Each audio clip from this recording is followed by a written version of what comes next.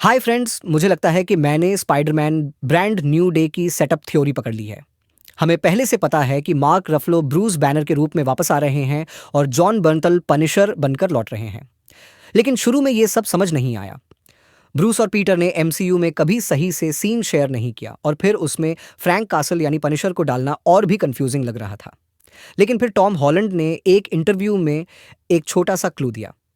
उन्होंने कहा कि अगली स्पाइडरमैन मूवी ऐसे लगेगी जैसे स्पाइडरमैन 1 फिर से बना रहे हों। एक फ्रेश एयर, ऑलमोस्ट लाइक अ रीसेट।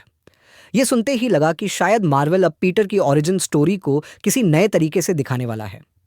थोड़े दिन बाद Alex Paris the cosmic circus ने हिंट दिया कि बैनर का रोल एमसीयू के अर्लीस्ट डेज से जुड़ा होगा और पीटर और ब्रूस दोनों की हिस्ट्री में नया एंगल दिखाएगा।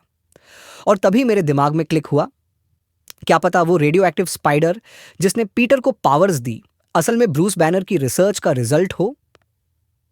हल्क बनने से पहले ब्रूस सुपर सोल्जर सेरम को रिक्रिएट करने की कोशिश कर रहा था, जेनेटिक एक्सपेरिमेंट्स कर रहा था और उन्हीं में से एक मॉडिफाइड स्पाइडर भाग निकला हो और पीटर को काट लिया हो। अब सोचो, होम कमिंग में पीटर की क्लासरूम में जो ब्रूस बैनर का पोर्ट्रेट था वो शायद सिर्फ ईस्टर एग नहीं था। ये थियरी पीटर और ब्रूस को ऐसे जोड़ देती है जैसा एमसीयू ने पहले कभी नहीं किया।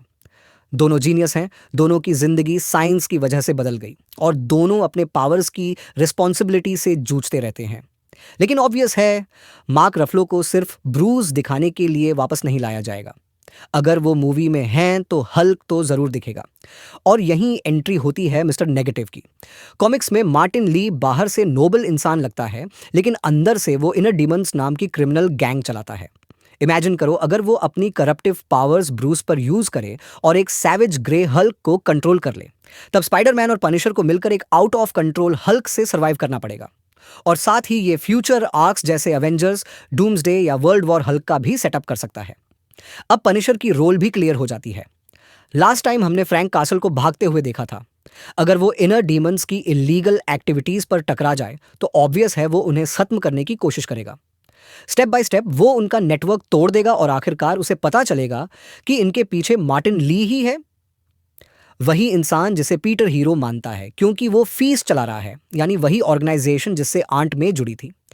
यही बनता है असली कॉन्फ्लिक्ट। पनिशर कह रहा है कि ली एक मॉन्स्टर है, जबकि पीटर के लिए वो होप की सिंबल है। अगर मार्वल सच में ये सब दिखाता है तो ब्रांड न्यू डे सिर्फ एक और स्पाइडरमैन सीक्वल नहीं होगी, ये पीटर की ओरिजिन को बिना दोहराए फिर से डिफाइन करेगी। हमें नया विलन मिस्टर नेगेटिव देगी, ग्रे हल्क का केओस दिखाएगी और स्पाइडरमैन और पनिशर की एक अनएक्सपेक्टेड पार्टनरशिप भी। ऑफ कोर्स है, ये सब सिर्फ एक तैयारी है, अभी तक मार्वल ने कुछ कंफर्म नहीं किया। लेकिन अगर इसका थोड़ा भी हिस्सा सच हुआ तो Spiderman brand new day MCU की सबसे एक्साइटिंग और इमोशनल स्पाइडरमैन स्टोरीज में से एक बन सकती है। तो आपको ये थियरी कैसी लगी? अपनी राय कमेंट बॉक्स में बताइए और अगर वीडियो पसंद आया हो तो लाइक, शेयर और सब्सक्राइब करना मत भूलना। Thanks for watching.